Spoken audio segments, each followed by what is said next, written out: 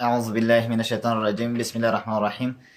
د فیسبوک معزز دوستانو سلامونه او احترامات مې ومنئ. الله دې وکړي چې ټول روغ جوړ او د صحت کریم او پرتن وي.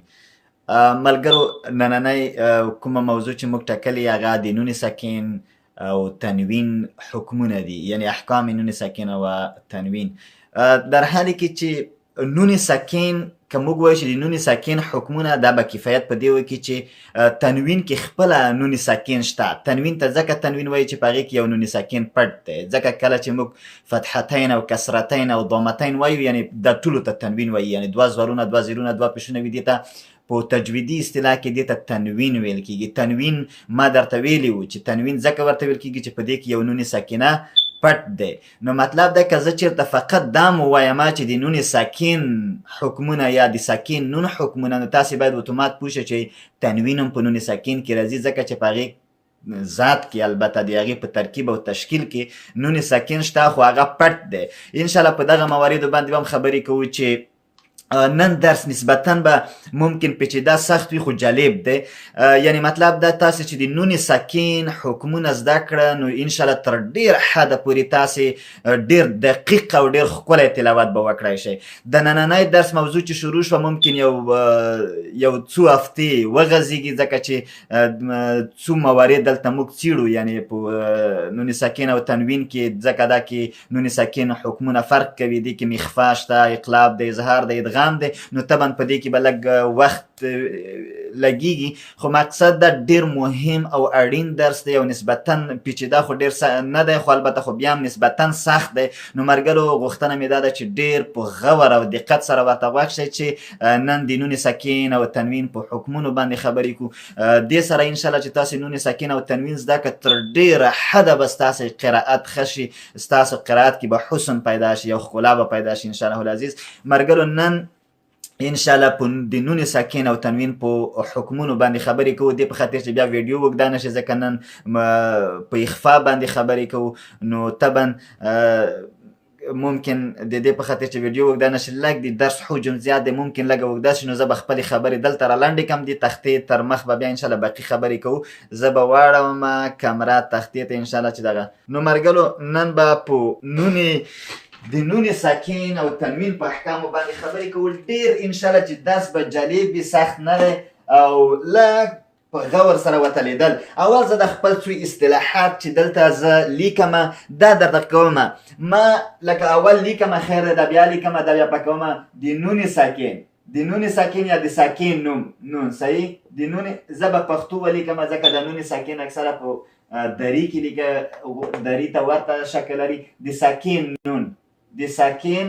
نو تاسې که چېرته فکر وکړئ متوجه شئ، تاسې دا باید پوه شئ د ساکن نون یعنی نون ساکنه، یعنی نون ساکن دی، النون الساکنه یعنی نون ساکن دی. تاسې خپله باید پوه شئ چې نون دی، دا هغه دی، نون لیکمه. او ساکن څنګه کومه؟ دلته په اصطلاح سکون ورکومه یا غړوندی ورکومه. کله وی چې نون ته سکون ورکو، دغه ته وایي چې نون ساکنه یا ساکن نون یا نون ساکن. دغه ملګرو، نون ته چې کله غړوندی یا سکون ورکړل، دغه ته نون ساکنه. په عربي کې نون ساکنه، په پښتو کې ساکن نون، په فارسي کې نون ساکن. دغسې. نو مطلب دغه دی، دغه ته نون ساکن وایي، ځکه چې سکون لري، یعنی غړوندی لري، حرکت نه لري، ساکن دی، ولاړ دی، متحرک نه دی، ساکن دی. نو نون ساکنه چې کله موږ وایو چې د نون یا د ساکن نون یا د نون ساکن حکمونه، یعنی هغه نون چې ساکن یعنی غړوندی په وي، صحیح. د ساکن نون یا د نون ساکن دغه او تنوین او یا تنوین. اوس دغه تنوین کلمه زه لږ کومه، د تنوین حکمونه، صحیح شو. اوس تنوین کیم اصلا نون ساکن کیږي. زه باید تنوین چی شته وایي ملګرو؟ تنوین دغه ته وایي چې فتحتین، دوه زورونه، دوه زیرونه او دوه پیشونه وي، دغه ته تنوین ویل کیږي. دوه زورونه، دوه زیرونه او دوه پیشونه، دا تنوین دی. تنوین کې نون ساکن شته، خو پټ دی. څنګه؟ که زه ووایم مثال خبره، که زه ووایم چې جیم، دوه زیرونه، جن، صحیح. نو څنګه دغه دی؟ وګوره، دا ما درته مخکې طریقه ښودلې وه چې د یو زیر یا یو کسره د خپله، صحیح شو، د دویمه کسره د نون ساکن په معنا راځي. د څه شي په معنا؟ د نون ساکن، یعنی جیم نون زیر جین لکه موږ تاسو چې نون جیم نون زیر جین جن یعنی جن دغسې اصلا دغسې دی دې کې یو نون په تنوین کې یو نون ساکن شته پټ دی. مثال که بیا که زه چېرته داسې ولیکمه جیم یو پیښ بل پیښ د یو پیښې خپل دی جو جو د بل پیښې د نون ساکن په معنا دی. څه معنا د نون ساکن جو جون جو جون جون نو موږ د جو دغسې وایو. که چېرته زه دغته مثال دوه زورونه ورکمه مثال یوه فتحه ج مثال که داسې بل ورکومه ج د یو خپل دی ج د بل جن جن نون ساکن جن. نو مطلب دا مرګرو چې په تنوین کې نون ساکن پټ دی. که تاسې دغه تنوین کې مشکلات لرئ ما د تنوین په هکله مستقله ویډیو ریکارډ کړې تاسې کولی شئ چې هغې ته رجوع وکړئ. نو دا مې اوس ځکه درته هغه کړه چې زه لږ تاسې د نون ساکن او تنوین سره بلد شئ. نو مطلب دا چې تنوین کې نون ساکن شته. نو اوس به زه خپله موضوع ولیږمه. څه شی ورکړه د نون د ساکن نون د ساکن نون. ما درته وویل چې ساکن نون څه شی دی؟ دا معنا چې نون غړوندی وخوري یا سکون وخوري داسې. د ساکن نون یا تنوین ما خو تنوین هم درته وویله چې تنوین څه شي ته وایي. صحیح شو چې دوه زورونه وي دوه زیرونه وي یا دوه پیشونه وي دغته تنوین وایي حکمونه. صحیح د ساکن نون یعنی داسې چې نون یې یا تنوین حکمونه. زه اول مرګلو مختصر یو عمومي مرور درته کوم بیا خپلې موضوع ته راځم. دا څه معنا چې د نون ساکن یا تنوین نه شاته کوم حروف راشي. صحیح شو دې کې مرګلو موږ څلور موارد څېړو. څلور موارد. یو ته وایي چې اخفا څه شی یو ته وایي چې اخفا او بل ته وایي چې ادغام یا اظهار به ولیکمه چې دلته اظهار. بل ته وایي چې ادغام او بل ته وایي چې اقلاب. مرګلو هدف څه شی دی؟ هدف دا دی کله چې د نون ساکن یعنی د ساکن نون کله چې قرآن کریم کې ګوره قرآن کریم کې د دوه زورونه دوه زیرونه دوه پیشونه د ډېر راځي ځکه دا د اسم علامه ده. دا د په اسم دلالت کوي. مثلا ځخ دې که تاسې قرآن ته رجوع وکړه ډېر حروف دي دوه زورونه دوه زیرونه دوه پیشونه یعنې تنوین لري یا نون ساکن ډېر راځي نون ساکن راځي. اوس څه معنا د نون ساکن یا تنوین نه شاته ټکي ته متوجه اوسېږه چې ځکه چې دا خپل حکم لري. صحیح زه ټول درته تشریح کومه. دا خپل حروف دي. اظهار حروف ادغام حروف اقلاب حرف او د اخفاء حروف. اوس ټوله خیر زه وایم. اظهار مرګلو شپږ حرفه دي. مثلا کوم ح خا عین غین ها او همزه. دغه شپږ چې دي دغته د اظهار حروف وایي دغته حلقي حروف هم وایي ځکه ټوله ستوني کې ادا کېږي. ادغام مرګلو چې دی یا ر میم لام واو نون. نو که درنه یریږي داسې یرملون یې که یرملون کې یعنی یا دغه را چې دی د ر البته میم لام واو نون یرملون دغه شپږ حروف چې دي دا د ادغام دي. اقلاب یک کې یو حرف دی چې هغې ته با یعنی یا موږ تاسو بې د بې چې ورته وایي با دا د اقلاب حرف دی.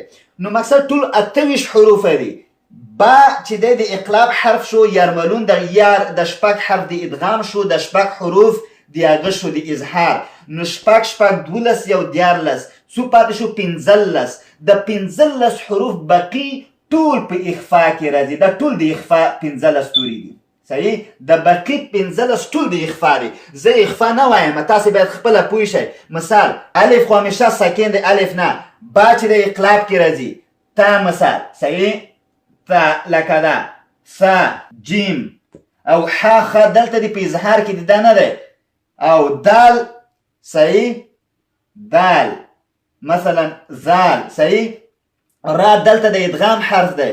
سین صحیح شین صاد ضاد طا مثال داسې زوا لکه عین غین په اظهار کې دی.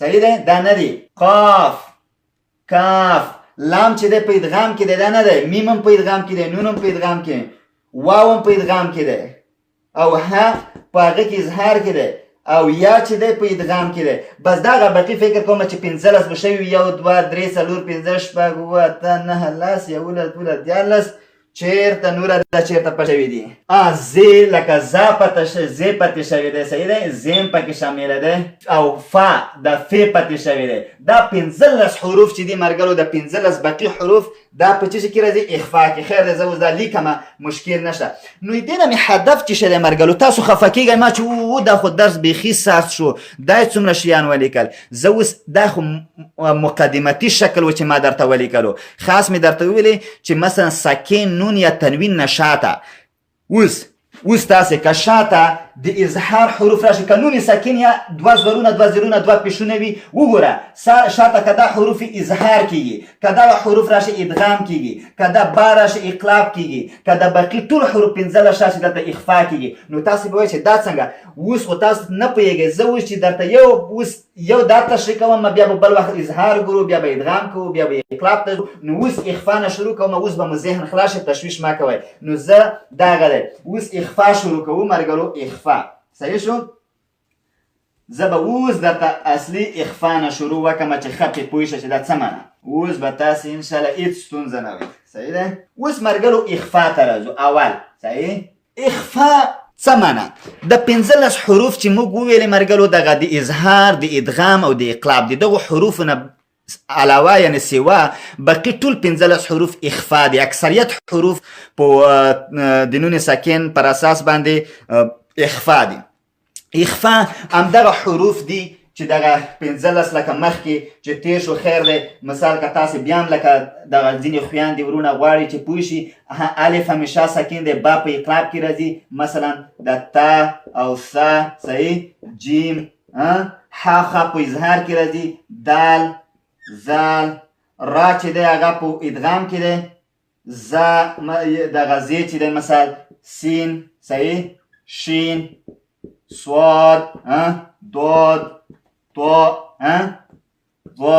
عین او غین دا په اظهار کې دي فی دغه صحیح ده دغسې قاف چې دی موږ داسې دا کاف چې ورته او لام چې دی هغه په ادغام کې میم نون واو ټول نوره 1 2 3 4 5 6 7 8 9 10 11 12 13 14 15 دغه 15 حروف چې دي دا د اخفا حروف دي دا څه دي د اخفا حروف دي اوس راځو چې اخفا څه معنی مرګلو اخفا د عربي کلمه د پټولو ته وایي اخفا موږ تاسو کله اخفا په بل طریقې استعمالو موږ وایو چې خفیا کار یې وکړو یعنی پټ کار یې وکړو یا په څه وایو چې مخفي یعنی پټ اخفا خفیا مخفي دا ټول یعنی پټ ته وایي دا ټول اصلا یو کلمه دی خو هغه ګرامر په لحاظ ځینې تحولات راغلي موږ وایو چې دلته مخفي کمره وه یا فلانی د مخفي کمرې ښکار شو نو مخفي کمره یعنی پټه کمره یعنی لیدلې نه وه پټه وه نو خفیا کار یې وکړو خفیا دا معنی چې ډېر پټ کار یې وکړو موږ تاسو ډېر غلی کار یې وکړو ډېر خفیا سړی ډېر غلی یعنی غلی کار کوي نو اخفا پټولو ته یې لغت کې اخفا پټولو ته وایي اصطلاح کې اوس دلته په تجوید کې پټول څه معنی دلته څه شی پټوي په تجوید کې مرګلو د نون ساکن یعنی نون په تنوین کې نون ساکن راځي په تجوید اصطلاح کې دا معنی چې کله د نون ساکن یا تنوین د دغه نه شاته د اخفا حروف راشي که هر یو حرف د 15 نه راشي هلته به د نون ساکن پټوئ دلته به اخفا کوئ اخفا دا معنی چې د نون ساکن به ظاهروئ نه ظاهر یعنی بنه وایئ داسې به نه وایئ پټوی به نو مطلب دا چې نه به ادغام کوئ دی کې نه اظهار بلکې دا نون سکینه به څه کوئ پټوی اخفا به کوئ زه اوس که تاسو ته مثالونه درکړم تاسې به ښه پې پوه شئ نو هدف څه شی دی مرګلو بیا هم وایم اخفا لغتن پټولو ته وایي په اصطلاح کې کله چې د نون ساکن یا تنوین نه شاته د اخفا حروف راشي یعنی دا 15 حروف راشي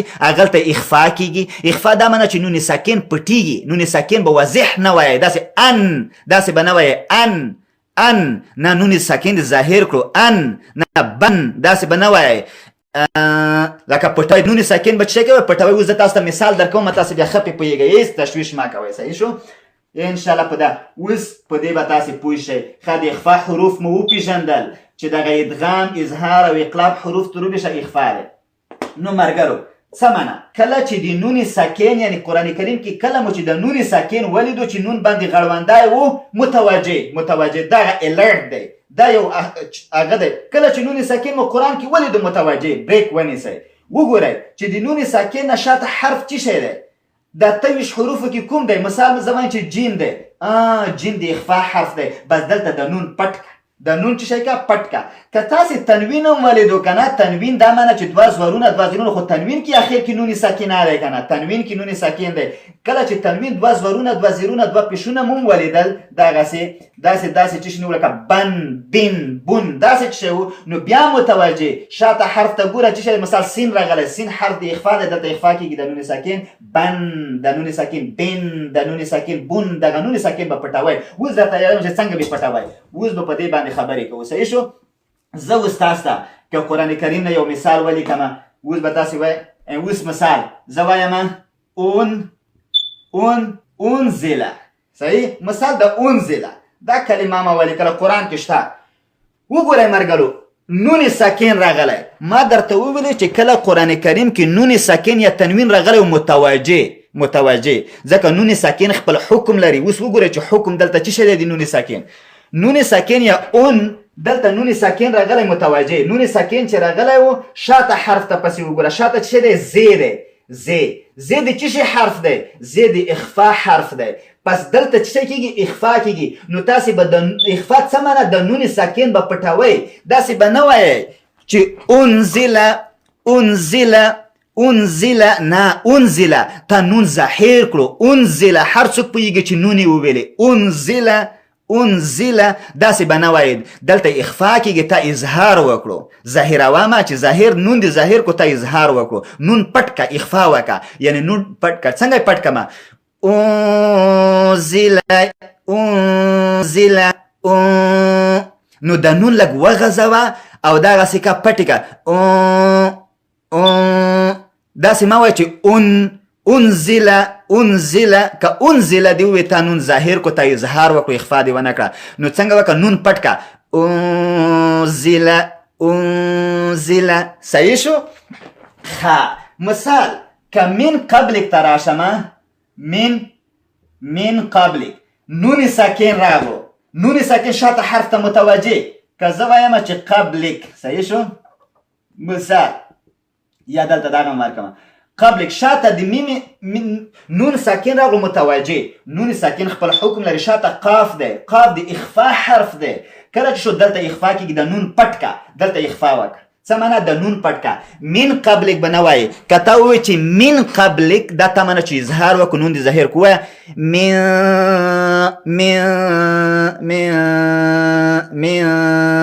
د نون داسې وکړه، داسې مکه چې د نون پټ شي. نو من قبلک، نو موږ څه وایو؟ انزل الیک وما انزل من قبل. نو مرګلو تاسې ټول قري صاحبان وګورئ، په ژوند کې به د یو قري نه وانورئ چې هغه داسې وایي چې انزل الیک وما انزل من قبلک. نه، ګوره ویل کېږي نه، د ما خوله کې خو بیخي نه ویل کېږي.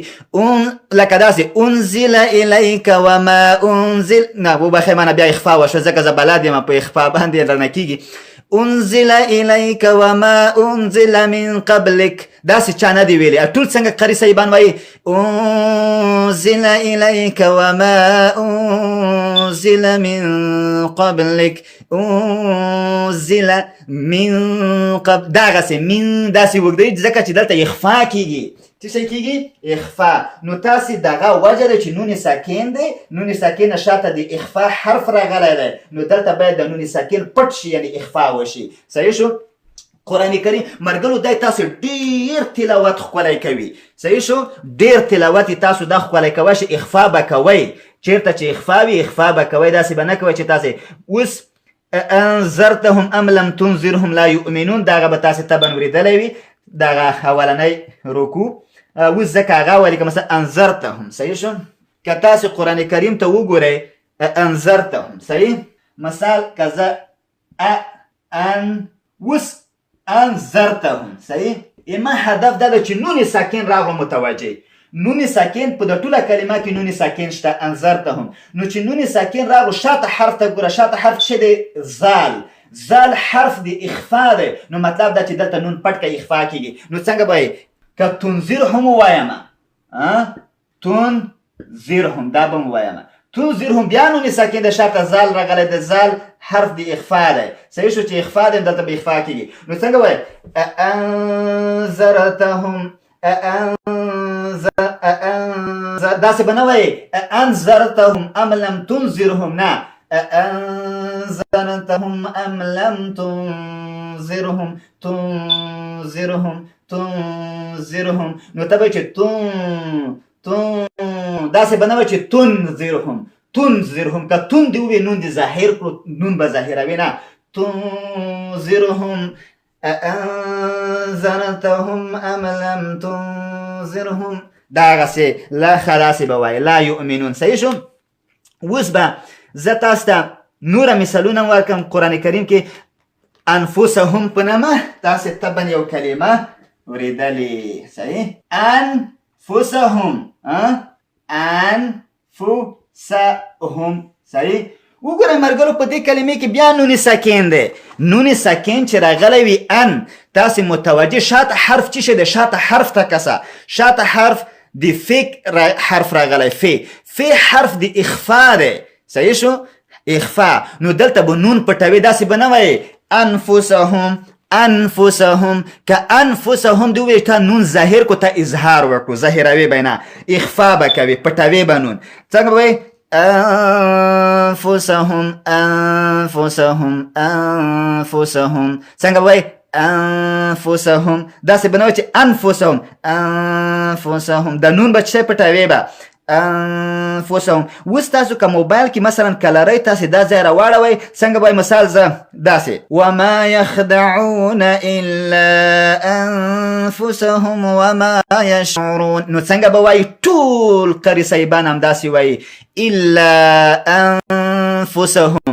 انفسهم هیڅوک به داسې ونه وایي چې الا انفسهم وما یشعرون داسې به ونه وایي ګوره اواز څومره فرق کوي زه اوس ګوره د یکې اخفا تاسو ته اخفا نه کوم اظهار څومره اواز کې فرق دی ګوره وما يخدعون إلا أنفسهم وما يشعرون كذلك إخفاء وكم وما يخدعون إلا أنفسهم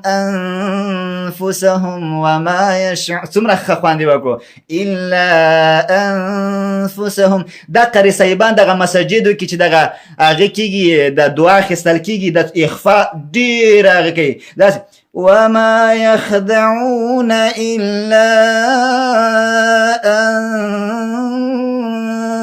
أنفسهم نو دومره لکه داسې ډېر مبالغان په کار نه وي چې ته الا انفسهم وما دغسې نو وایي الا انفسهم ښه نو مطلب دا مرګلو دا ډیر اړینه موضوع ده تاسو د قران کریم تلاوت حسن قرائت حسن په امدی اخفا سره کیږي اخفا باتمن زده کوي ډیر اړین ده ډیره مهمه ده دغه خبره تاسو اوس پوه شئ په راز باندې چې ښه دا خو دغه قاری صاحبان دغه څه وزونه چې دا خو زړه نه کوي چې چیرته خوا شاغلته وکی دا خو اصول دی ولا نون ساکن یا تنوین نشاته ښه دا ډیره مهمه خبره و مرګرو تاسو به وایي چې ښه استاد تا خو ټوله اوس دغه نون ساکن د تنوین ته خو لږ ورشه چې د تنوین کوم ځای کې بالکل دا مخه خبره وکړه زه به اوس دا ووایم ښه تنوین ته به لاړ شم ځکه تنوین کې نون ساکن شه که زه ووایم ان الله على كل شيء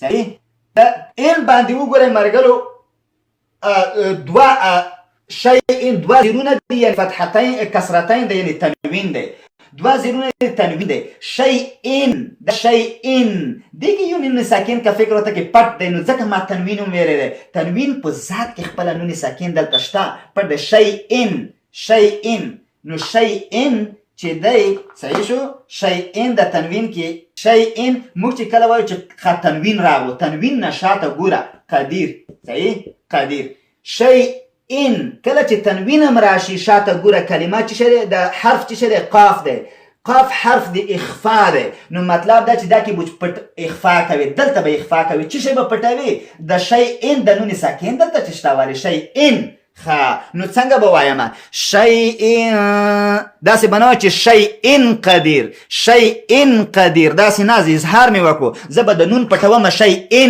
د نون چې دی دا به پټومه شیء وګورئ ملګرو زه ډېر واضح اظهار نه کوم یعنی ډېر واضح نون نه وایم شیء قدیر شی داسې نه وایم چې شیء قدیر داسې نه شیء ګوره ټول قاري صاحبان وغږوئ تاسو را په موبایلو کې څنګه وایي إن الله على كل شيء قدير قدير نو مطلب دا غسیای صحیح دوی داسې نه وایي چې ان الله على كل شيء قدير غلط ولی اظهار وکنون ظاهر کو اخفا ونه کړه دلته خو اخفا کیږي ځکه تنوین نشاته قاف راغلی قاف حرف دی اخفا د اخفا کیږي ولی اظهار وکړو نو څنګه به وایي ان الله على كل شيء قدير نو تاسو چې په هر حالت کې په هر شکل کې وایي اخفا به کوئ إن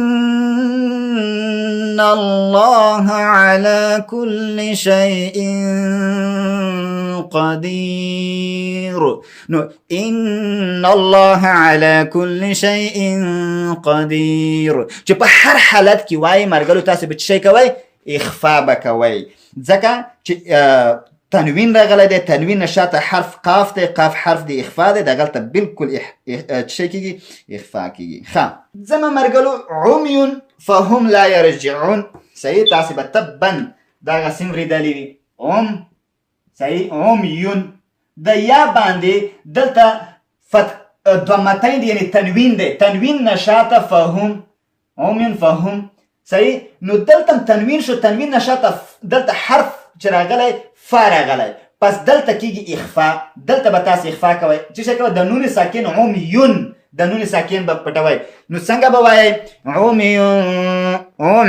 عمیون داسې به نه وایئ چې عمیون فهم نه عمیون نو څنګه به وایئ عمیون فهم لا يرجعون نو څنګه به صم بکم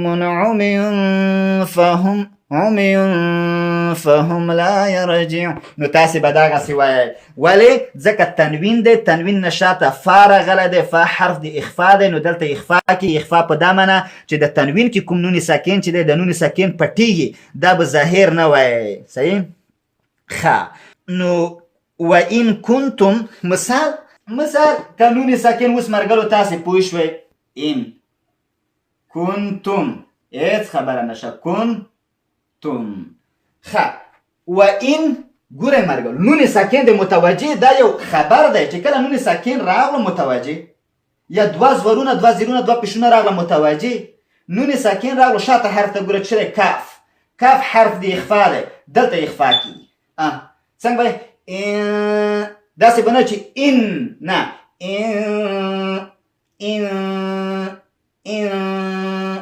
ان د نون به څه کوئ پټوئ به ان به نه وایئ چې ظاهر نه کوي اظهار ونه کوي ځکه چې شاته حرف د اخفا دی خفیه کیږي دا خفي کیږي یا اخفا کیږي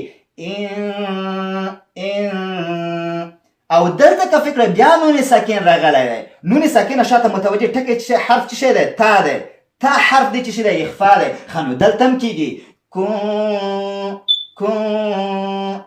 کن داسې به نه نو څنګه به ان کنتم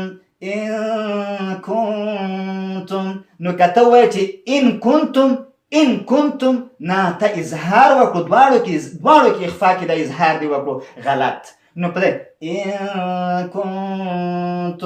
ان کنتم نو تاسې به د دواړو کې اخفا کوئ چې شی به کوئ دواړو کې اخفا به کوئ دا ډېره مثلا وإن كنتم في ريب مما نزلنا على عبدنا مثال څنګه وإن كنتم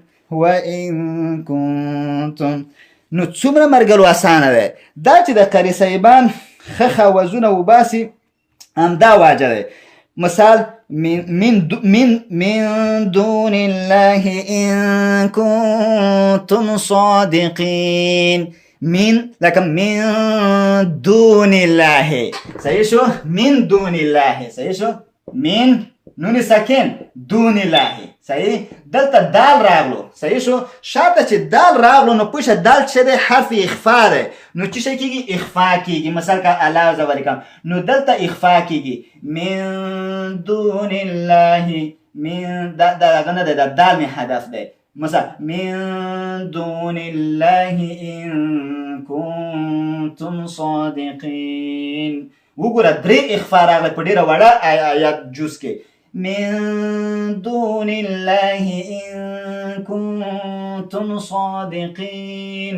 کته دا ونه کې من دون الله إن كنتم صادقين. من دون الله إن كنتم صادقين. خوان دی ولاکه کړی وي. من دون الله إن كنتم صادقين. ټولو کې اخفا و اظهار دی و په نون دی ظاهر کړو.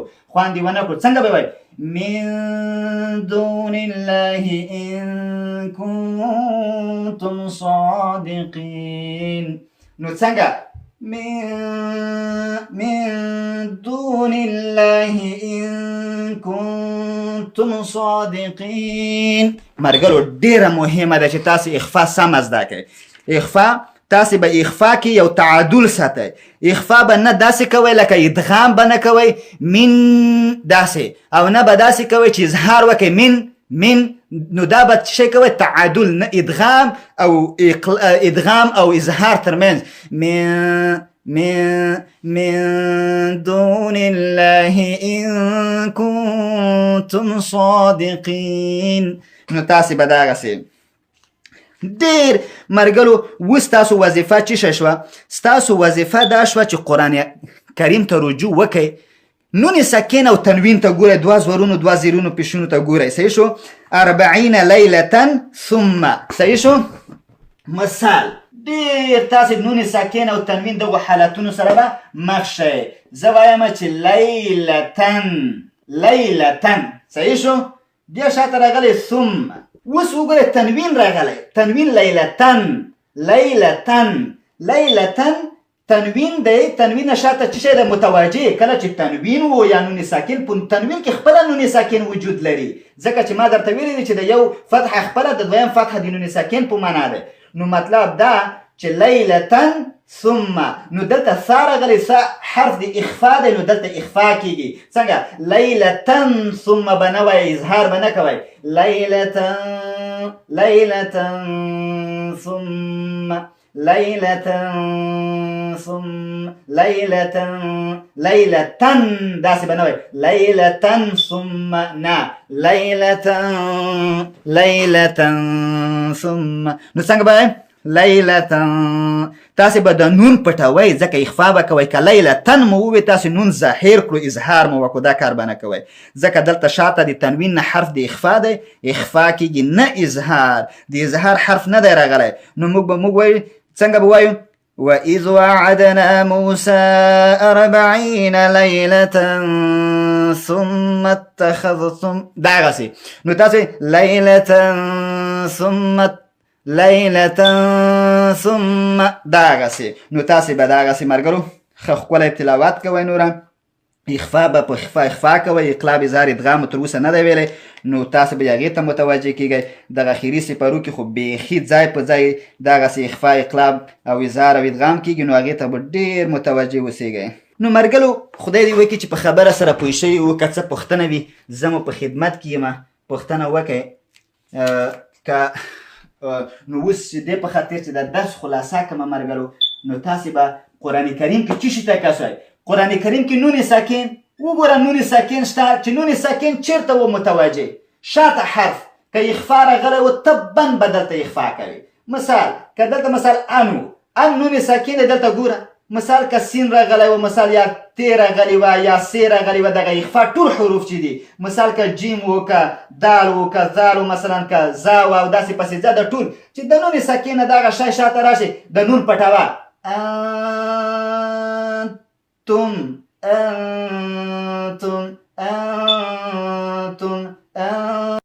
ثمر. مثال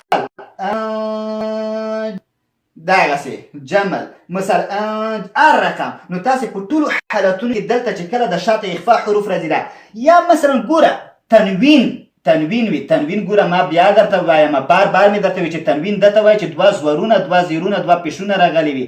دغه تنوین ځکه وایي چې دې کې خپله نون ساکن پټ دی.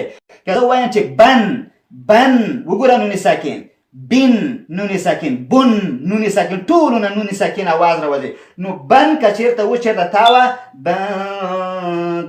بیا به تاسې دغسې. نو مطلب ده تاسې به ملګرو اخفا ډېره ښکلې اخفا کوئ. تاسې اوس پوه شوئ دا قاري صاحبان چې هغه کې اوس هغه کوي د قراتونه کوي دا ښه اخفا کوي. داسې وایي انتم اشد خلقا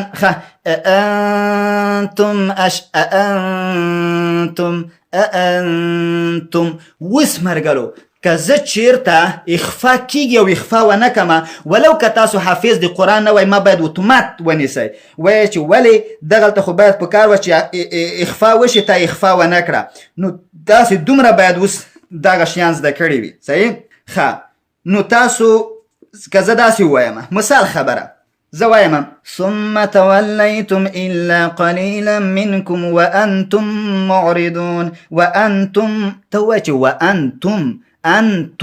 انتم ووی نون ساکن دی، نون ساکن شاته تا دی، تا خو حرف اخفا دی. په کار وه چې انتم نه وی ویلی، اظهار یې وکړو انتم ویلی وی. ولې؟ او بل مخکې یو اشتباه وکړه، منکم وویلی منکم، من نون ساکن و کاف چې دی حرف اخفا دی، من د نونې باید پټ کړی وی، اخفا یې کړی وی، اظهار یې وکړو، دا به منکم بشکه. نو تاسې ضرور نه دی مرګلو چې حافظ د قرآن وی. تاسو قاعده زده کړه که حافظ د قرآن چېرته تلاوت کوي او هغه اشتباه کوي، نو تاسې باید هغه د اشتباه کوي، ولو که هغه حافظ دی او تاسې حافظ نه یې، تاسې اصول زده کړه. نو دا ثم تولیتم الا قلیلا منکم وانتم معرضون. نو اوس تاسو پوه شوئ چې منکم انتم اوس یې اخفا صحیح کړه. بلکل. نو مرګرو تاسو باید اتومات پوه شئ. صحیح دی؟ نو متاسفانه ځینې قاري صاحبان دوی ته همداسې ویل کېږي چې دلته داسې ووایه انتم ما وایه، ووایه چې انتم، منکم ما وایه، ووایه چې منکم. هغه میخانیک غوندې لري چې منکم، خو هغې ته د دلیل نه ښیي چې ولې منکم ووایم. وظلمه خو ورته ووایه چې نون ساکن راغلی دی، نون ساکنه شاته د اخفا حرف دی، دلته اخفا کېږي. اخفا په دا معنی چې د نون ظاهرېږي نه، نون به پټوي به اخفا کېږي، دلته نون پټ که. منکم ما وایه، اظهار ما کوئ، نون مه ظاهروه، منکم دغسې. نو مطلب دا متاسفانه چې د ځینو قاري صاحبان دوی دغه طریقې زده کړي دي، خو که ورته ووایي چې ولې دې داسې وکړه، دوی په ولې ځواب یا نه لري. نو مهمه ده مرګلو چې تاسې ولې ځواب ولرئ، ډېر ضرور. تاسې ورته ویلی شئ چې کله د نون ساکن او تنوین نه شاته د نون ساکن حکم هم دا دی، کله چې نون ساکن یا تنوین نه شاته د اخفا حرف راشي، هغې کې نون ساکن چې دی دا پټېږي، دلته پټېدل دا معنی چې اخفا کېږي. ښه. نو مرګلو زه ویډیو ګورم چې څومره د 3:40 دقیقو ته رسېدلی ده، یو څو محدود دقیقې در سره یم. که څه پوښتنه وي پوښتنه مو مطرح کړئ، او که نه وي زه به یو څو دقیقې بعد بیا درنه ځم. ښه. نو اوس مرګلو تاسو نه مې غوښتنه 2 غوښتنې دی. ښه. یو غوښتنه مې دا دی چې قرآن کریم ته رجوع وکړئ، نون ساکن او تنوین پیدا کړئ چې هر چېرته نون غړوندی وي دغته نون ساکن وایي، یا تنوین دا معنی چې هر حرف چې وي چې 2 زورونه 2 زیرونه 2 پیشونه لري دغته تنوین وایي. شاته ټکي ته ګوره، شاته ټکی که د اخفا راغلی وي نو دلته د نون ساکن پټ که، داسې پټول څه معنی، داسې اواز وباسه، ان داسې مثلا ان داسې مه وایي، د نون پټ که. چې پټ دې کړو بیا څه شی وکړه. نو لاشه کوم دغه مورد کې کوم قاري صاحب چې تا ته خوند درکوي وغږوه، هغه قاري صاحب بالکل دغسې اخفا کوي لکه تا چې وکړه. نو کله چې تا د قاري صاحب د ټولو مطرحو قاري صاحبانو غونته اخفا وکړه، نو دا معنی چې تا د قرآن قرات همغسې شو لکه څنګه چې حق، یعنی قرآن ته هغسې اوس تلاوت کوی شي لکه څنګه چې د قرآن حق جوړیږي. نو مرګلو تجوید وایي دې ته چې موږ قرآن په داسې طریقې سره تلاوت کړو لکه څنګه چې حق وي او څنګه مستحق وي.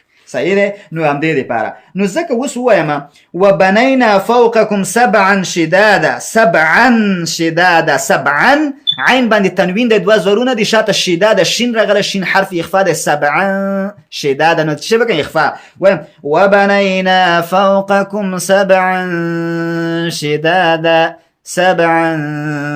شدادا.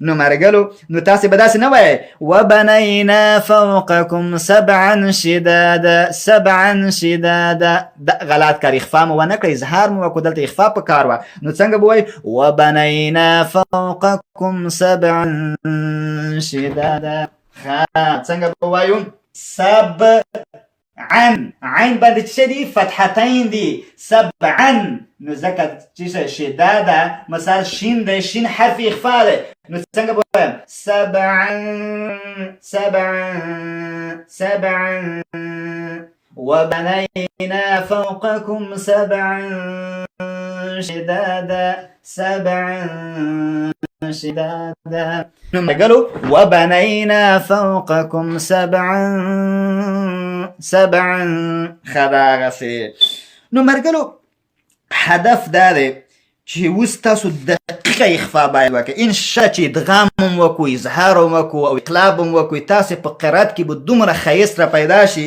چې تاسو به د قرآن د تلاوت نه خوند اخیستی شئ تاسې به قرآن داسې تلاوت کوئ چې قرآن به خوند اخیستی شئ اوس خوند کول اوس موږ اخفا نه کوله بیخي قرآن هغه تلاوت هغسې چې لازم واسه کولو نو موږ وایو داسې به مو ویلې مثال ځکه کوم ځای ووایم تاسو دپاره نه پوهېږم چې تاسو کوم ځای کې لږ هغه وایي زه به د اول طرف ته وایم چې تاسو پوه شئ که مثال داسې موږ وویلی والذین یؤمنون بما انزل الیک وما انزل من قبلک وبالآخرة هم یوقنون موږ به داسې وایو ته خدای دې قرآن خوند وکړو مثال د هغسې که موږ وایو والذین یؤمنون بما انزل الیک وما انزل من قبلک وبالآخرة هم یوقنون ولا که دغسې خوند کړی وي نو که ته وایې چې قرات والذین یؤمنون بما انزل الیک وما انزل من قبلک ګوره خاص اخفا مې وکړې بل مې هیڅ شی نه دی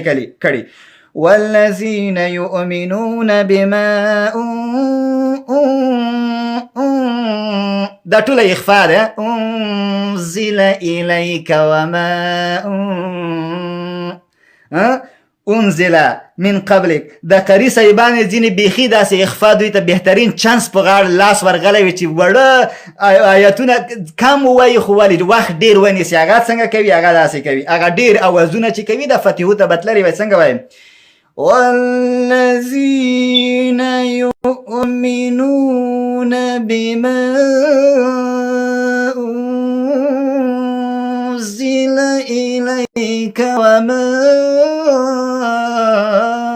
انزل من قبل دغسې وایي نو هغه د اخفاء وګدوي تاسو دومره ما کوئ مبالغه والذین یؤمنون بما انزل الیک وما انزل من قبل تاسو شکر ده چې مدم زده کړو وګوره د انزل بما دلته زه مد کوم ځکه الف د الف حرف مدي دی شاته حمزه راغلی حمزه سبب د مد دی نو بما انزل الیک وما انزل مدونه هم راغلی الحمدلله تاسې دا هم زده کړي نو تاسې والذین یؤمنون بما انزل الیک وما انزل من قبلک نو الحمدلله تاسو دا زده کړي ولو که قاري صاحبان هغه هم کوي والذین یؤمنون بما انزل الیک وما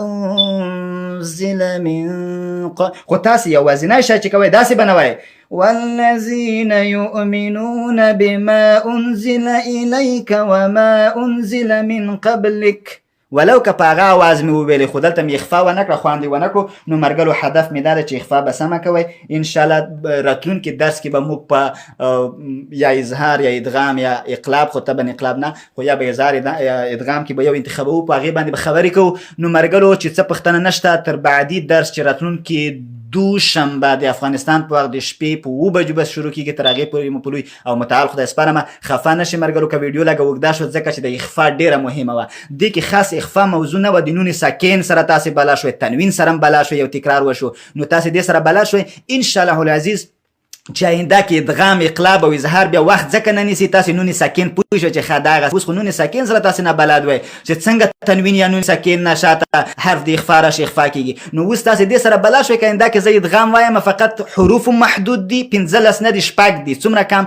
او بل دا چې نون ساکنه او د تنوین سره هم دلته بلد شوئ هغلته زه بیا تشریح کوم نه اتومات موضوع ته داخلېږم ډېر کم وخت کې انشاءالله درس خلاصه کېږي. خو اوس مې معذرت ومنئ که ویډیو اوږده شوې وي ستاسو ام بي زیاته مصرف شوي وي یا ډاونلوډ کې کوم مصارف زیات راشي ډېر معذرت مې ومنئ. انشاءالله چې بعداً به بیا ویډیوګانې محدودې په دې وي چې د ډېری درسونه مو دلته مقدمتي شکل سره تشریح کړه. تر بعدي درس پورې چې راتلونکي دوشنبه د افغانستان په وخت د شپې په 7 بجو شروع کېږي. تر هغې وخته پورې مو په لویو متعال خدای سپارم. ښه وختونه ښې چارې.